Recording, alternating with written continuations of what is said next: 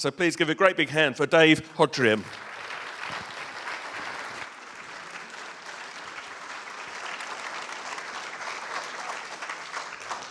Good evening, ladies and gentlemen. Hope you're all enjoying the symposium so far. I've had an absolutely fantastic 2 days, and it's a great honour to be here to talk with you all tonight. So, of course, my subject is UFOs, unidentified flying objects, sometimes called UAPs now, unidentified aerial phenomena, or UAVs, unidentified flying vehicles. So, with this subject, can I first have a show of hands, and I can just about see you out there. Can I have a show of hands if you ever feel you've had a UFO sighting of your own? Okay, so yeah, quite a proportion. And the investigator inside me now wants to say, that after this talk for the rest of the evening, if you want to come and talk with me about those experiences in more depth, or get an official report written up to go out to the general public, which is a large part of what I do, just let me know. And if you don't see me in the evening, by all means, grab a card outside and do get in touch. Okay, so keeping these show of hands going, how many of you would say, and I'm not going to put you on the spot, so don't worry, how many of you would say that you have looked into the UFO subject in quite a lot of depth and know a lot of the sort of main cases that have occurred? Okay, so, yeah, quite a lot. Right. So, yeah, for part of my talk, you may have heard about some of the cases I'm going to cover. And it may be old news to you, so do bear with me on that. There will be parts of the talk that I can pretty much guarantee that you won't have heard before, so there's something for everybody. Show of hands for those with a kind of general, sort of mild knowledge in the UFO subject. You've possibly heard about it a few times and everything. Yep. Okay, yeah, there are some things I may say tonight which may kind of really wow you, with the subject and kind of strengthen that interest in it. Also, people here, so the remainder of you, I'm going to say, probably have sort of little to no interest in the UFO subject. And for you, you're going to get a hell of a lot out of this talk, really. There are some things you may hear in this that may sound absolutely incredible to you, and how could this possibly be real? But I'm going to talk about real information here from real cases that have occurred, both ones I've investigated and some of the famous cases that have occurred around the world. So let's crack on, everybody. This is UFO 101.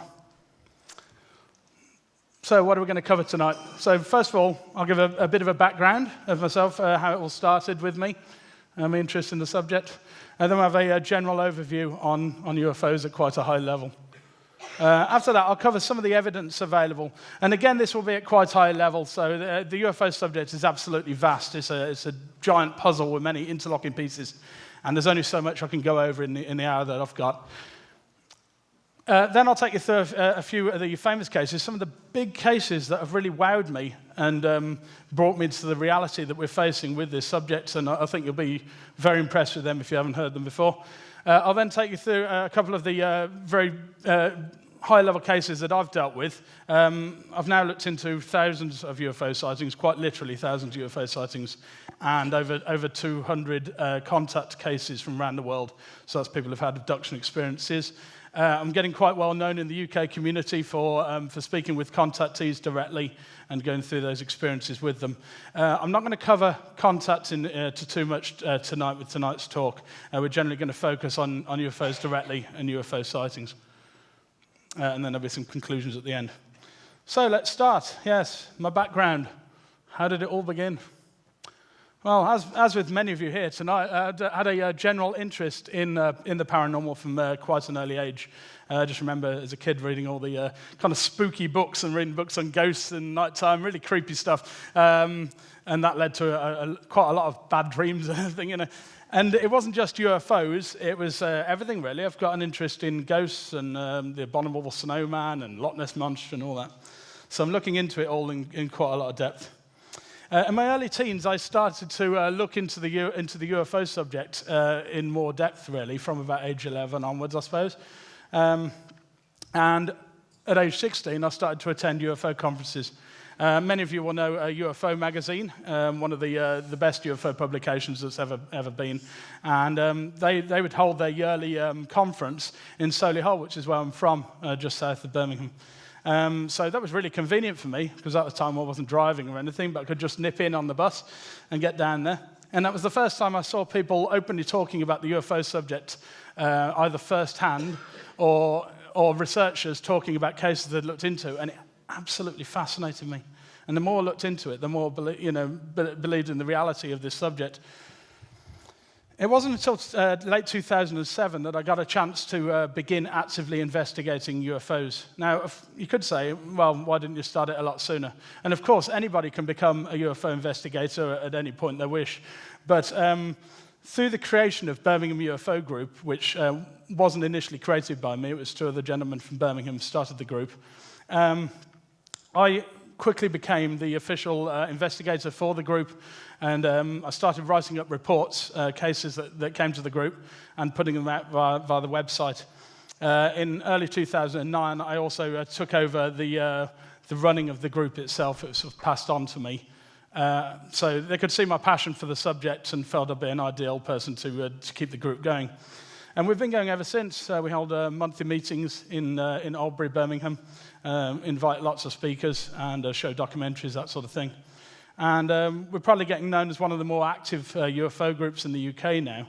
There's a lot of UFO groups out there, but many of them, they really just collate data. So people will contact them to report a sighting. It'll go on with the official details on their website, and that's about it. But I like to go one step further with that, because I think that every single UFO sighting, whether it be really small, like just a light in the sky that can't be explained, or a full-blown close encounter with something extraordinary, they're all really a story in their own right, and they all should be given merit.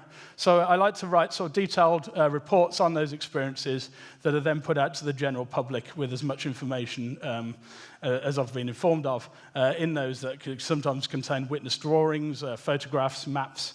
And I'm also very aware of the privacy of such experiences. So a lot of the time, names aren't disclosed and that sort of thing, except when people say that's okay. So let's have a look at my UFO sightings. So it wasn't until 2009 that I had my first UFO sighting, and it occurred in Warminster. Hands up if you know Warminster, or its links with the UFO subject. Yes.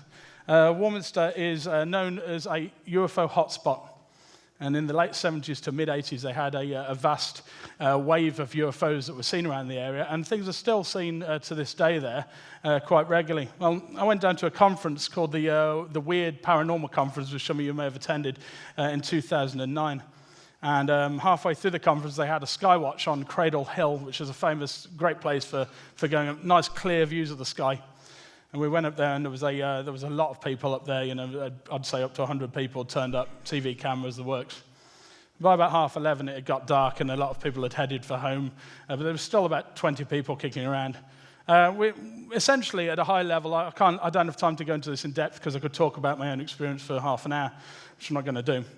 But it was a large object flying quite fast like a plane, at sort of several hundred feet up from what I could gauge, absolutely completely silent, had a white light on it which would flare up really, really brightly, a small turquoise-coloured light on it. The lighting configuration did not fit with any known aerial aircraft standard or military drone at all, and that was verified by numerous people I spoke to in the aviation community. So therefore, it's unidentified, it's flying, and it's clearly an object, so therefore a UFO. I also had a second sighting in 2011, which was less impressive, and I now consider that maybe that may have been the International Space Station due to other recent information. But let's move on. Yeah, my wedding. 2010. Yeah, I got hitched outside Area 51, believe it or not. Yes, it's a true story. There's a photographic evidence you've got there to prove it. This here is the black mailbox. I know it's white. Go figure. And it's actually not there anymore. They've actually taken it away. And the reason they took it away is that they got fed up with people coming and getting married next to it, or graffitiing it and whatever, just basically going near the base. It was the closest public-owned object to the base gate. There's my lovely wife, Kate, and I don't know who this chap is, dressed up as a man in black, scary guy. You may recognise some other faces here. There's Larry Warren, the whistleblower of Rendlesham Forest case. He was there for my wedding day. We were at Laughlin, where they had the UFO Congress, an absolutely massive week-long UFO conference, and Larry was there giving a talk, and I invited him along. You may also recognise this chap here, Gary Heseltine, spoke here last year, I believe, very highly regarded UK ufologist. And this is some of Kate's family and other people that joined us on the day who were just there hanging around, and we told them what was going on, and they joined us for the wedding. So it was great fun. If you want to hear more about that story, I mean, it's a fascinating adventure. I can tell you more in the evening. Just come and speak to me, and I'll let you know on the details. So let's have a look at a high-level overview of UFOs. So what are UFOs? Well, really, they're objects seen that don't fit with any known mundane explanation. Now, there's a lot of mundane things flying around the skies that people will regularly report as being UFOs. And it's widely regarded that about 95% of UFO sightings can be explained away as either natural phenomena, distant aircraft, air balloons. There's all sorts of different things up there that get regularly reported, and the ISS, as I've already mentioned. However, there's also a good number of cases that come in that clearly don't show that. They often appear to be solid, structured objects. And these things are also reported to perform absolutely incredible flight maneuvers and sometimes display other advanced capabilities. And that can include disappearing or appearing in a clear sky, and also manipulation of the witness. Sometimes there's a kind of element of mind control or altered states of awareness during these experiences. This is especially common with contact cases, abductees, but it also will occur with UFO sighting incidents, and I'll take you through an absolutely fascinating case later on in my talk relating to that. Various possible explanations for what these objects are. Now, you may hear me refer to them as ET or extraterrestrial during this talk, and that's because from all the evidence I've seen over the years, that's my personal belief on what we're dealing with here. But at the end of the day, there are no clear answers, and that would go for people who've had direct contact as well. There are a number of explanations passed around for what's going on with this subject. And because nothing's been kind of fully verified, all of those opinions are valid to an extent. And you may not go along with the extraterrestrial hypothesis. You may think something completely different. And that's absolutely fine. I think the important thing to remember with this is it's not about exactly what they are. It's just about the fact that something is going on that's outside of human. There are specific types of objects that are reported time and time again all around the world. And in the hundreds of cases that I've looked into, this becomes more and more apparent that the same things are reported again and again. So let's have a look at some of the various shapes and sizes of UFOs that are reported. First of all, it's your classic flying saucer. Domed disc, varying sizes, although usually about sort of 30 to 60 feet across. There are some cases reporting absolutely massive craft. Sometimes they don't appear to have any kind of lighting on them or anything. They're just metallic. Other times there'll be kind of bands of light going around them, sometimes flashing sort of multicolours. So there's lots of different types. And some skeptics say, why would there be all these hundreds of different types of objects flying around? And I'm like, well, look at all the different shapes of planes that we have here on Earth, or all the different types of cars we have. You know, we have a wide range of things, so why shouldn't they just the same?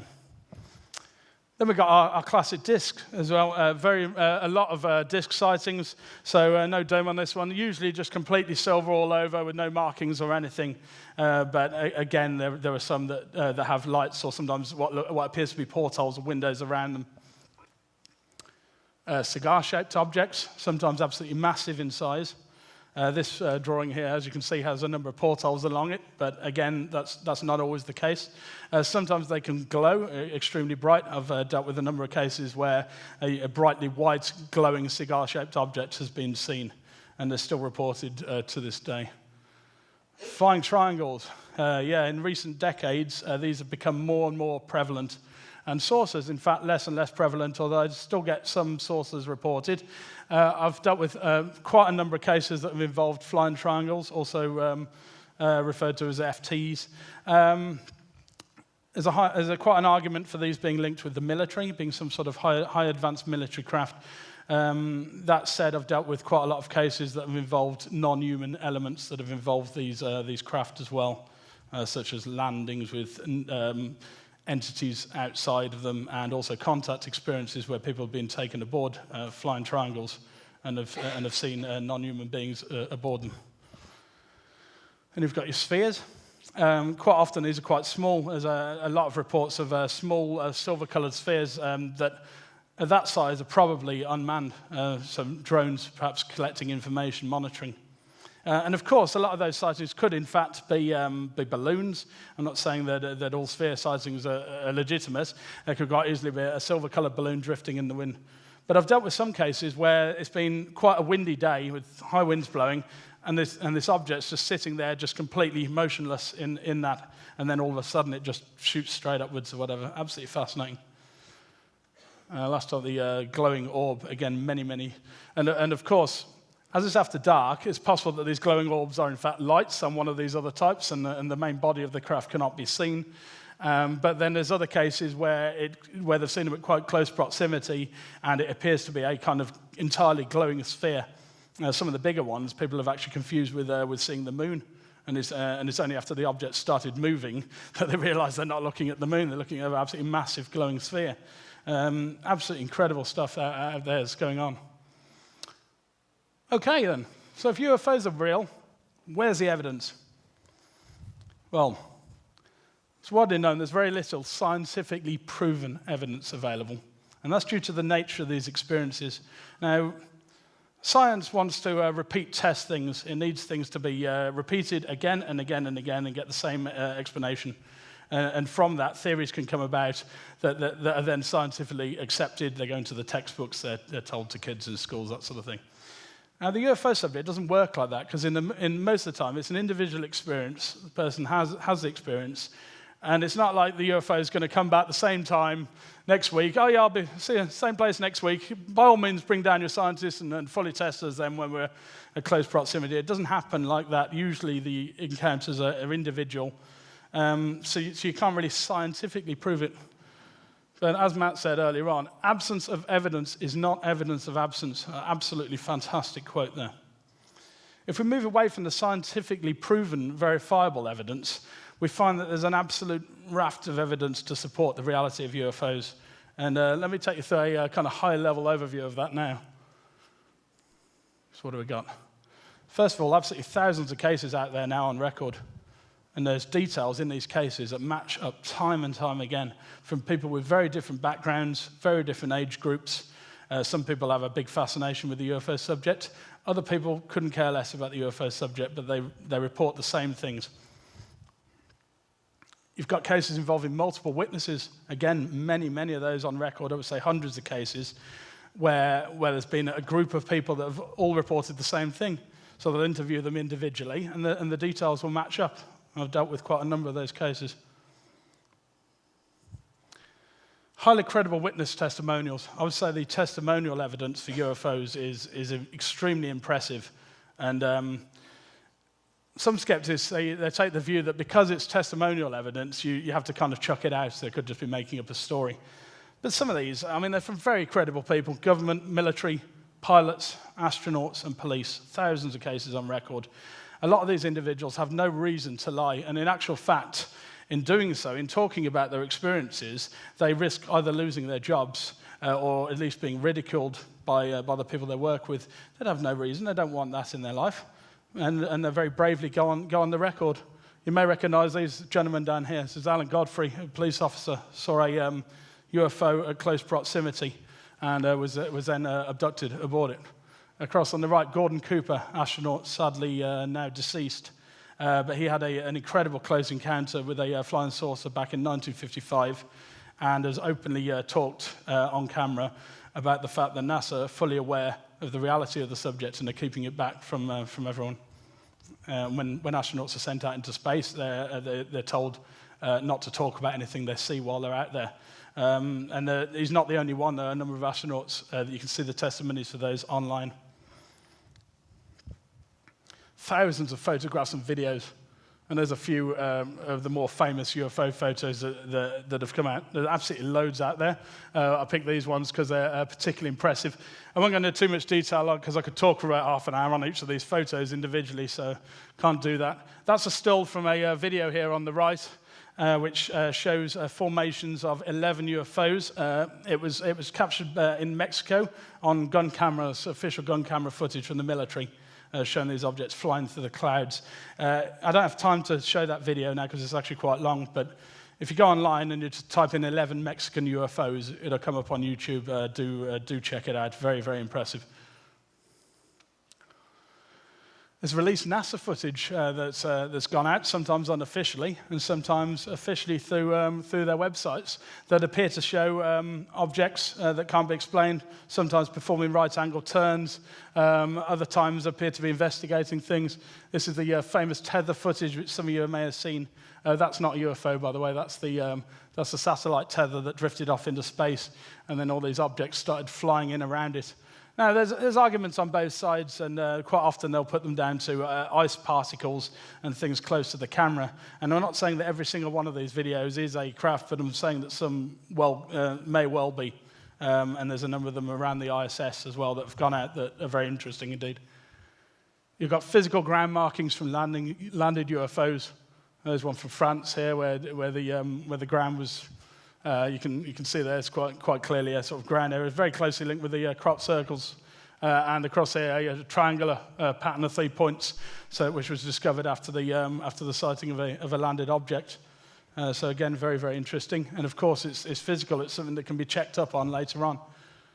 Still widely ignored by science. Witness audio recordings. In some cases, audio has been recorded while the experience is taking place. Including the fascinating recording by Colonel Holt with the Rendlesham incident, which many of you may be familiar with. I'm going to go over some high-level details of that in a bit for those that aren't. Radar recordings of objects, often with visual confirmation. That you're looking at there is a still of a UFO that was clocked on radar, and it was moving at thousands of miles an hour, essentially performing maneuvers vastly exceeding any of our known planes. There's some historical paintings out there, many, many historical paintings, and also cave carvings from thousands of years ago that appear to show discs or flying saucers. There were even some that appear to show abductions taking place. Absolutely fascinating. And again, there's arguments that some of these may be portraying other things other than UFOs, and that's entirely possible. And I'm not saying that all of these are proof of it, but I'm saying that some of them may well be again. There are also many, many released documents, and they prove, a lot of them come out through the Freedom of Information Act, and they prove absolutely that the government is extremely interested in UFOs, whether they publicly admit it or not. They're also withholding information, as you can see. Yeah, have a good read of those. So almost the entire article has been blacked out. So anybody who tells you there's no UFO cover-up, well, they're wrong. There's your cover-up right there. So very, very often UFO documents that have come out are largely blacked out like this, showing that they're hiding large chunks of what's taken place there. So let's move on to some of our famous cases that have occurred through history, and I'm only going to go with ones that have occurred from the 1970s. The infamous Roswell UFO crash from 1947. Many of you may be familiar with that. That is a talk in itself. I've actually given another talk on Roswell. But let's go with this one, the Sopley radar incident of April 1971. Can I have a hands up who's heard about this case before? Ah, very good. Okay. This is quite a fascinating incident that took place. So it was the 21st of April in 1971, and 6 or 7 objects, some people said 6, some 7, it was essentially a formation of objects picked up on radar at RAF Sopley, and these objects were coming down from up north England, just travelling on a southward course. This here is Alan Turner, and he was the duty military supervisor at the time. On the right, again, another still from the actual incident there, from the radar. And this is a photograph they took, and he's added the UFO on there with an arrow pointing to it. And you can see here, this is 7 objects in a circular pattern. So these objects were moving extremely fast, thousands of miles, several thousand miles an hour. There's a map showing the essential area where it took place. And these objects were going at an alarming pace. They were quite clearly not known aircraft. And they were traveling south 40 miles. And during that, they climbed 50,000 feet, which is absolutely wild. So as they kind of disappeared, more of them started popping up on radar. So one formation came past, and then all of a sudden there's another one. It was kind of repeated. So of course, what do you think? I mean, obviously the first point of that is, surely this must be a radar glitch. Something's going wrong with our radar. So of course they contact other RAF bases around the country, and they also contacted Heathrow Airport and right up to Scotland. And they also confirmed that these objects were picked up on their radar. So it certainly can't have been an issue with the radar at that time. They then contacted the MET office to try and see whether it was some sort of weather phenomena, anything else in the air. They confirmed there was no balloons or other objects being carried in the wind that are around that location. So there were two Canberra jets on the way back from Germany, and they're heading back to England at the time. So they get hold of the jets, and they're like, can you go and check these objects out? We're getting something on radar.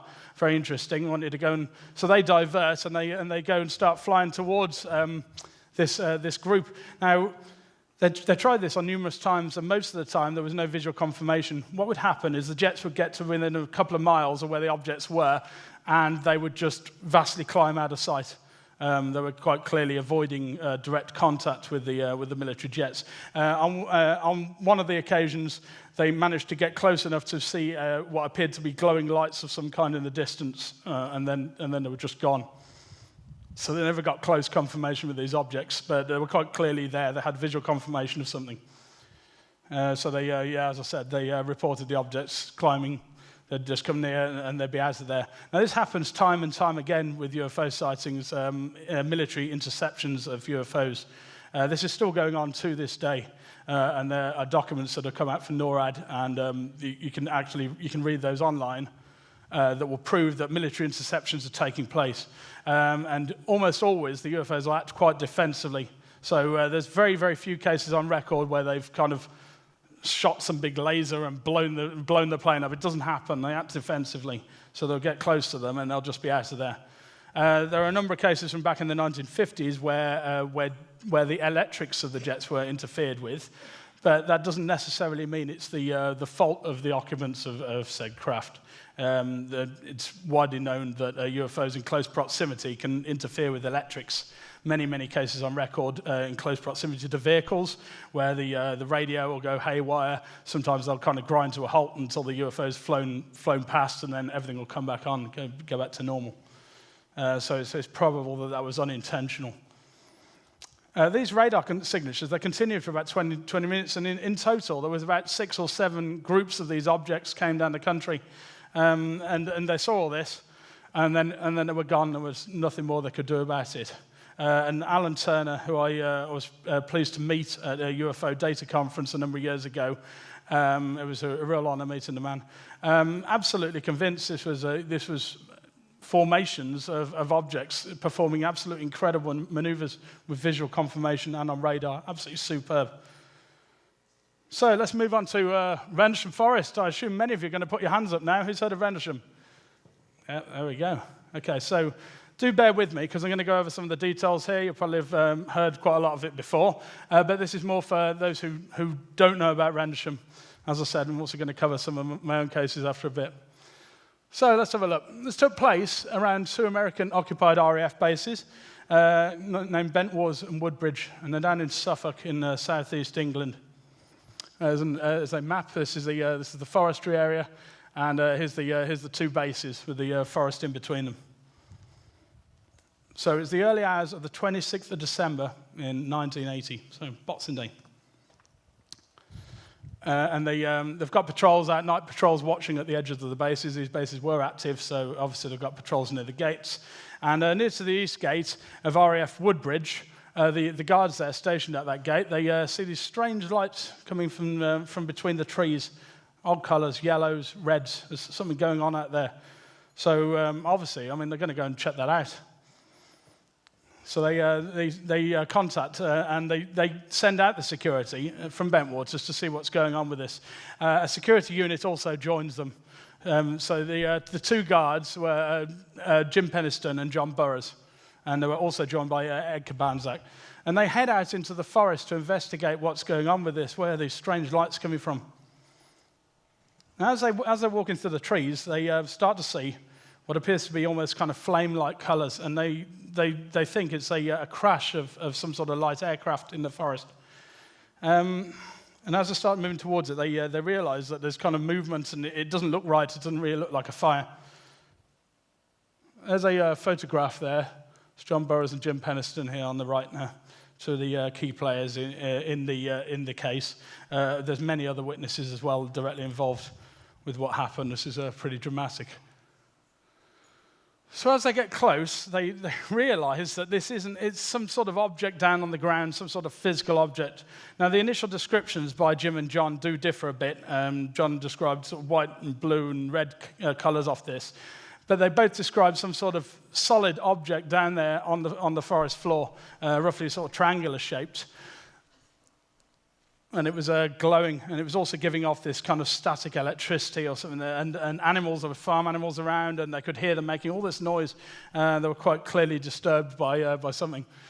And Jim actually walked up to this, and according to him, he stayed around this object for a period of time and actually touched it. So it was down on the ground. He's walking around it. It was quite small, so it's probably about the width of this. So we're not talking about a massive object.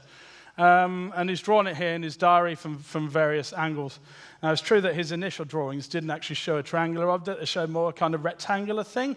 But it was still quite obvious that he'd drawn a solid object as opposed to just lights floating up in the air. And he also observed these very strange markings that were on the side of the craft, and he drew them in his diary, and there they are. Now, are they actual extraterrestrial writing? Perhaps. Or should I say, well, you may not believe they're extraterrestrial, but as I said earlier on, don't want to push that angle too much. But yeah, there were these strange hieroglyphic-type markings, which some people have tried to interpret what they could mean.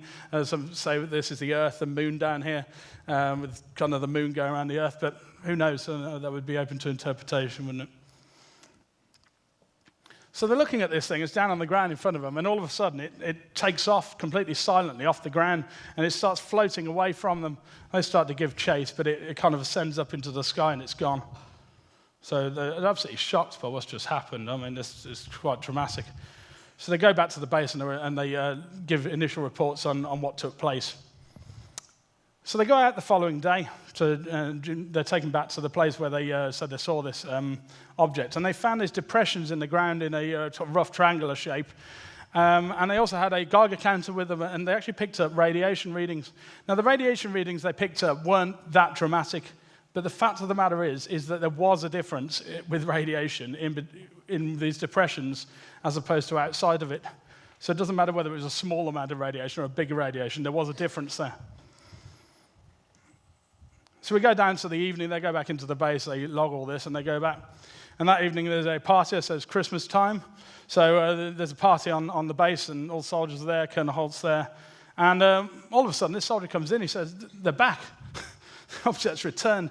Now, this is incredible. There's not that many cases on record where a UFO will come back into the same location on numerous occasions, so it's quite a rarity. This time, he's absolutely fascinated, and he wants to see what's going on with this. So he, a guy called Monroe Nevels and 3 others, they all set out from the base into the forest. He's got with him various recording equipment, including a dictaphone. Now, some of you may have heard the famous audio tape. It's much too long for me to play here tonight, but it is fascinating, and I do recommend that you check that out. And in that, you can hear him actively describing what they're seeing as they're going through the trees. So what did they see? So as they're going through the trees, they start to see this red blinking thing, almost reminded them of an eye looking at them. And there's kind of yellow colors as well in it, really bizarre. And it appears to be moving, so they're moving through the trees, and this object seems to be kind of moving away from them. They don't get in close proximity to this object. As they're kind of moving through the trees, all of a sudden it kind of starts to ascend again. All of a sudden, this object, it breaks up into these other sort of smaller objects that all fly off in different directions. I mean, it's really wild stuff going on here. There's a photo of Colonel Holt at the time. Then they start seeing these beams of light coming down from one of the objects that flies back in overhead, and it starts shooting down these thin white beams of light to the ground in quite close proximity to them. And at this time, they can also see in the distance over Woodbridge, there's other activity going on. One of these objects is over there, over the base. Now, yeah, what happened with that is that they had nukes at Woodbridge at the time. They weren't officially acknowledged, but they had them. There would have been a lot of trouble if they were officially acknowledged. But they had nukes there on the base. This has been pretty much proven, and also witness testimony has stated that that was fact.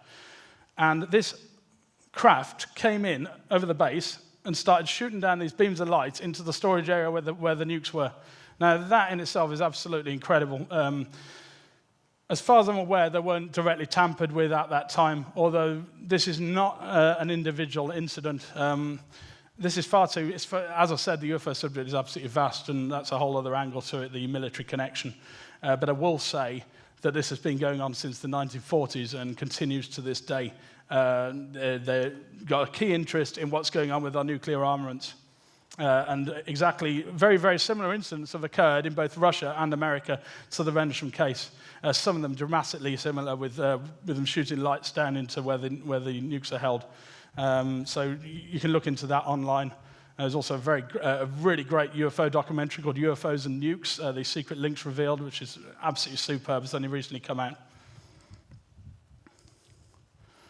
So they carry on walking through. This object is still there, and everything. There's other objects, and they're looking around these objects up in the sky, and they come into this Capel Green. It's kind of an area of open farmland at the back of the forest, and there's a big farmer's field there. And in the distance, there's a farmer's kind of house, and to the left of this house is this red glowing disc-shaped object.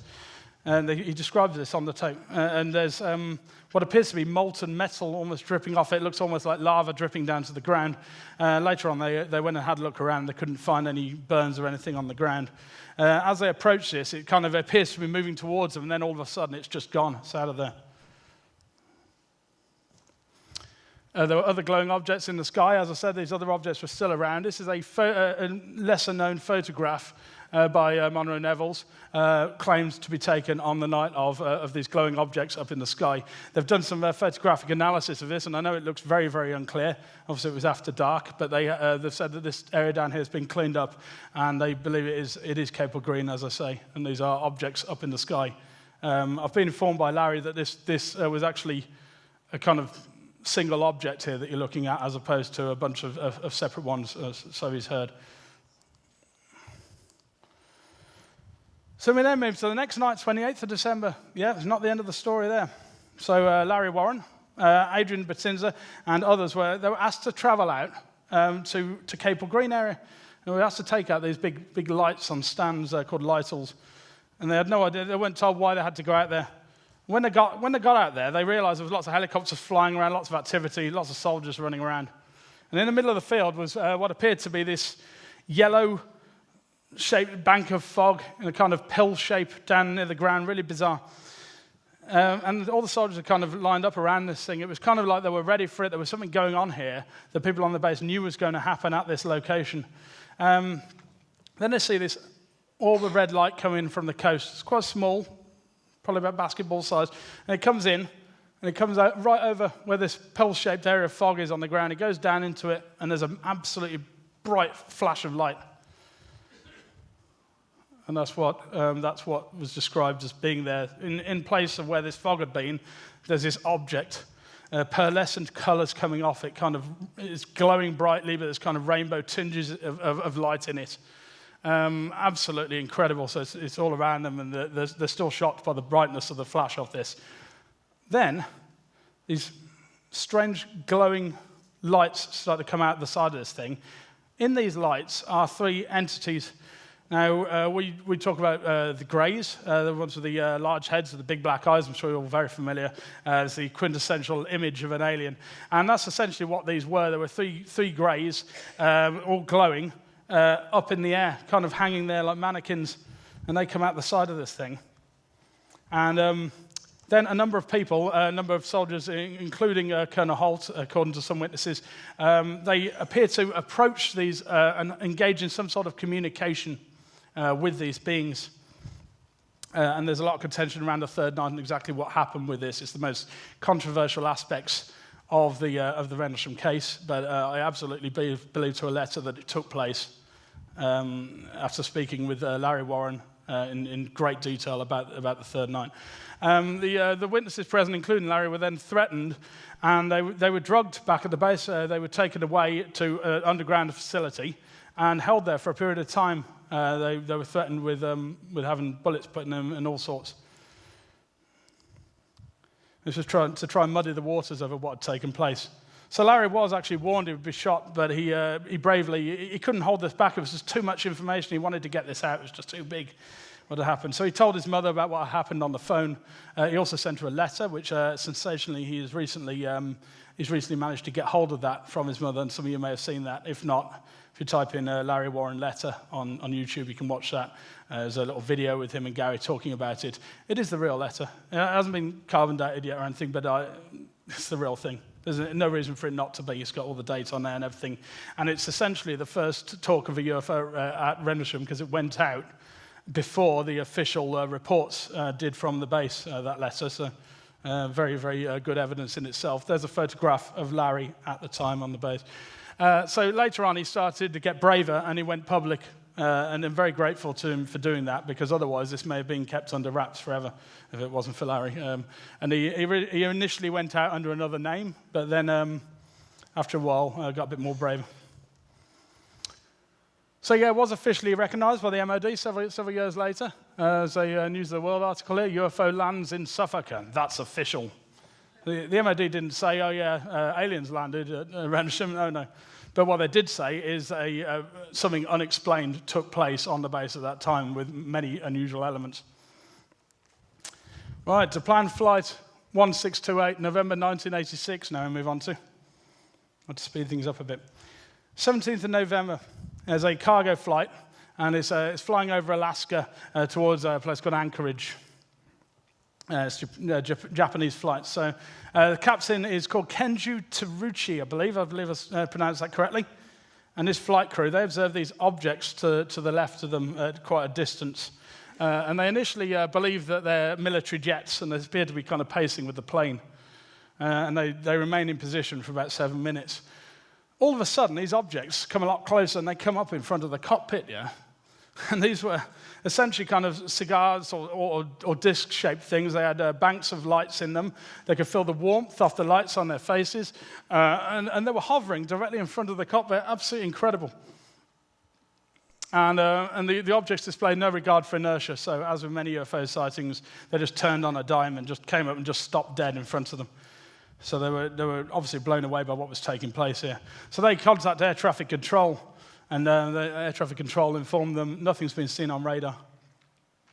The UFOs will remain alongside the plane for 15 minutes and then depart as a drawing of the objects. The drawings are actually different to what was actually seen. That's not actually accurate.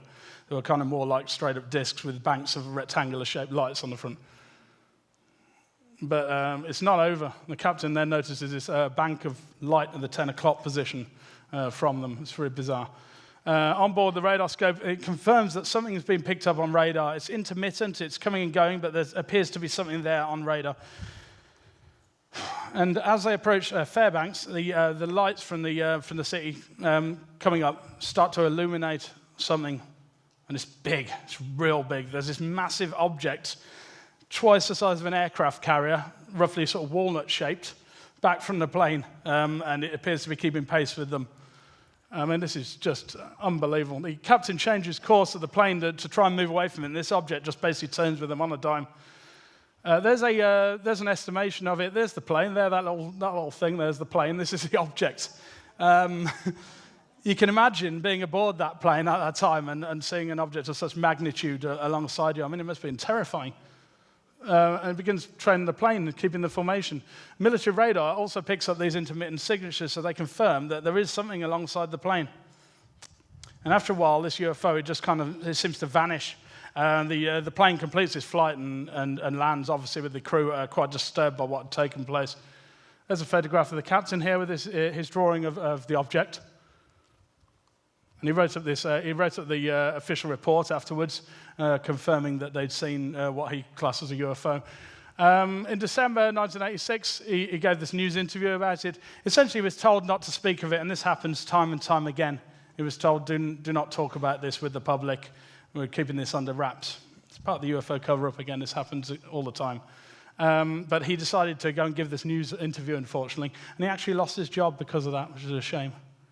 And despite the evidence that the crew gave directly, and they'd know because they were up there next to it, they wouldn't support what the pilots had claimed to have seen.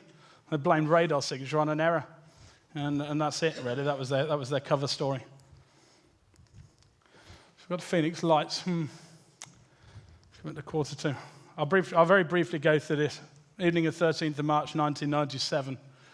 And have many of you heard of Phoenix already, yes? Quite a lot of you, yeah? Yeah. This is absolutely dramatic. Again, another case involving a huge craft that went down several states of America. And it happened around 7:30. Sightings started coming in of this huge V-shaped object with sort of whitish yellow lights on the underside of it. It's kind of heading southeast. I believe we might have a map to show you. There were other sightings reported in Prescott and Dewey at 8:15, so they started to track these sightings that could kind of map out where this object had gone. So the object flies slowly over the city of Phoenix, and it briefly remains there for a number of minutes. It's seen by many, many witnesses from 8:25 that night. They've got all sorts of sightings going on around then. There's a map. That is the tracked route of the object. These are the witness statements. Just a few of them. There are hundreds of witness statements, but these are some of the ones they've tracked the positions, and they can see there, they've roughly mapped the kind of way it was heading. It was last reported at Tuscan at 8:45 in the evening. The last report they had said that this object seemed to sort of split up and the lights all went off different directions. Didn't I just say that back in Rendlesham? Very interesting link there with the Rendlesham case. There's very few videos or photographs of the actual object. Unfortunately. A lot of people weren't ready for it or were just awestruck by what, they're just standing there and there's this huge thing going overhead. And a lot of the time with UFO sightings, you find that's the case again and again. So the lack of photographic and video evidence can quite often be put down to that, because that's the last thing on their mind is getting it on camera. They're just too busy watching what's happening. This here is a reported photograph of the actual object taken by one of the witnesses from Phoenix.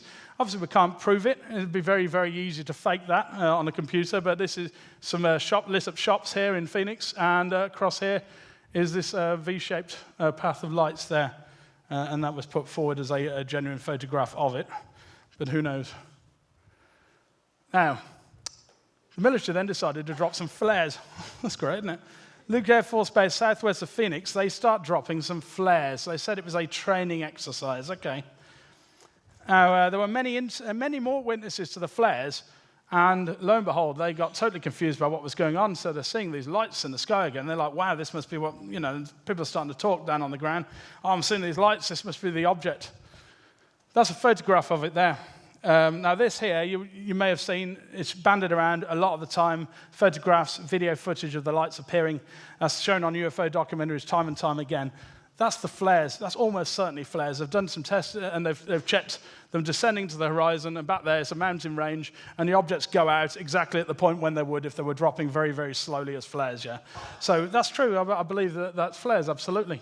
And I also believe that the flares were a complete cover for the actual object. These flares went over almost 2 hours later after the sightings of the actual thing. So we're quite clearly talking about two different instances there. It was essentially their weather balloon for the Phoenix incident. 10 minutes. Okay, thank you. Yeah, we'll pass forward past the video. The governor of the town, he held a press conference to explain the lights away, and then later on did a whole shift around when he was no longer the governor of Phoenix, and said that he'd seen them too, and he believed that they were an alien spacecraft. You can watch the video of that. I did have that to show you, but we are pressed for time. There he is. Okay, so let's move on to a couple of big cases that I've investigated. Probably most of you, if not all of you, won't have heard of these before. The reports on these cases are on the BUFOG website, but we start with one of the oldest cases I've actually dealt with. I think the oldest case I looked into was 1966, but this one's August 1974, where a formation of objects went down the UK, and these objects were oval-shaped. And they flew down the UK in a kind of rough S-curve, and they were reported by quite a lot of people. Some of the sightings were right down in Devon, other ones were up North England. Now, I've had reports of this incident from 3 different individuals at different times, all clearly talking about the same thing. Those reports came in from Castle Vale, one from Solihull, where I live, and also one from up Liverpool, much higher up the country. This is from the Castle Vale sighting, and they pleasantly sent me this little map to show what they saw. It actually started by 2 blue orbs that they saw trailing after a jet. They saw it plane up in the air, standard aircraft. And then all of a sudden, they see these 2 small blue orbs that seem to be chasing after it, and they've drawn them down on the map. A couple of minutes later, this goes over, appears to be a kind of V-shaped formation of these objects, and they believe that there were kind of separate objects as opposed to a single craft, as with the Phoenix incident. That was kind of proved by the Solihull sighting, which I'll take you through. So this sighting, the one that occurred in Solihull, was witnessed by many children and adults at the time. So the witness I spoke with, he was about 11 years old at the time, and he was playing cricket out on this green with many other kids there, and it was a nice, pleasant evening, just like this photograph. So some of the adults were kind of out at their front doors as well, and the sun's just starting to go down, so the stars are starting to appear in the sky. All of a sudden, they spot something, and they look up in the air, and they see, again, a formation of V-shaped glowing objects coming in from this direction. And they came in, went pretty much right overhead, and then they started to turn slowly. Now, they got to about here, and all of a sudden, all the objects just park up in the sky, and they're just sitting there, hovering. And the middle one starts to do this vibrating kind of motion, is like moving a bit, and it just goes bang, up like that. A few seconds later, all the other ones follow suit, all up in tandem like that. Absolutely incredible. Quite clearly not sort of normal aircraft of any kind. So the witness took me through that in great detail. The Liverpool sighting came in the following year. They reported a kind of like 5 objects in the like a dice, like a square with one in the middle. But they were clearly talking about the same thing. They said it happened in 1975. I believe they probably got the year wrong and were referring to the 1974 incident. Because obviously that was a long time ago, so it's very easy to get things like that mixed up. And we're doing this is all good. The Erdington FT encounter, I'll take you through, Flying Triangle. A close encounter, they landed Flying Triangle craft, and it took place between 1999 and 2003. And you're probably thinking, that's quite a big gap there, 4 years, and I'll explain why. You'll see why that's why they can't get the exact year.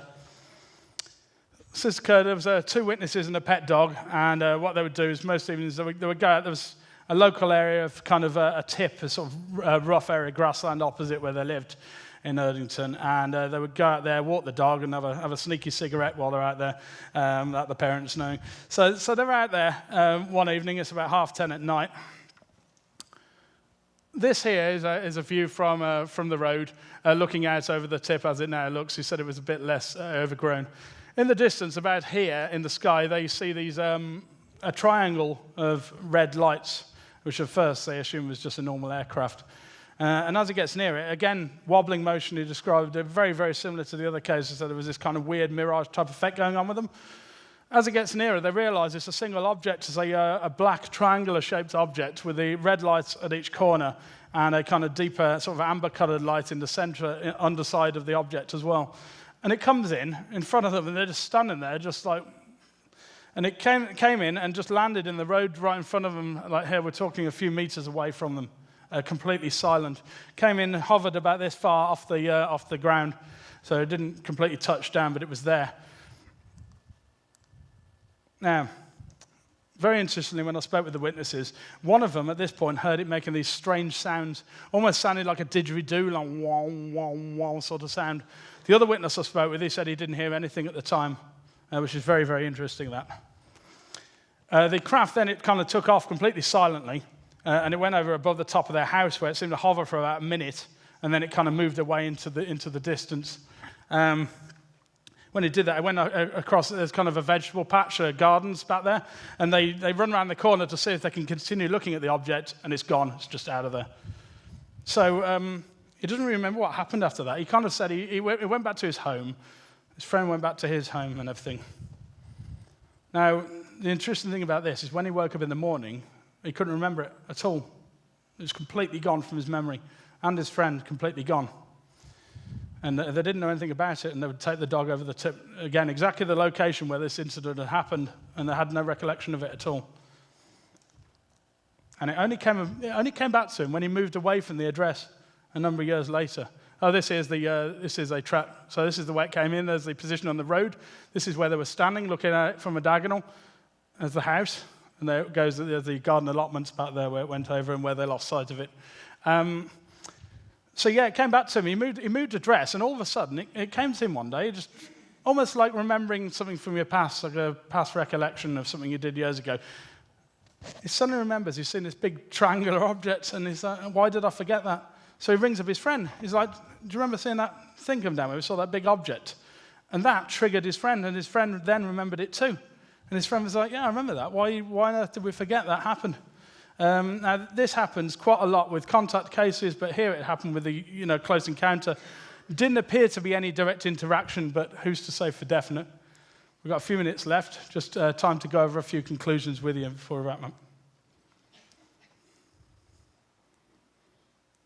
So then, you can probably tell from what I've been telling over the past 55 minutes, I certainly feel that the weight of evidence pointing towards the reality of UFOs and contact is absolutely overwhelming.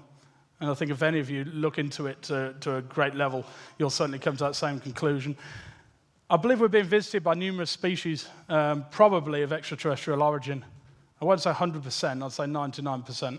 There's always a bit of leeway in there. I think that many UFO sightings can certainly be put down to misidentification of mundane objects, and there are a number of deliberate hoaxes out there as well. I haven't come across many cases where I thought a hoax was being done, but there's a few where alarm bells started ringing. But a lot of the time, people give up a lot of their time to talk with me about their experiences, sometimes hours and hours and hours, and they're usually very straight up about what they've seen.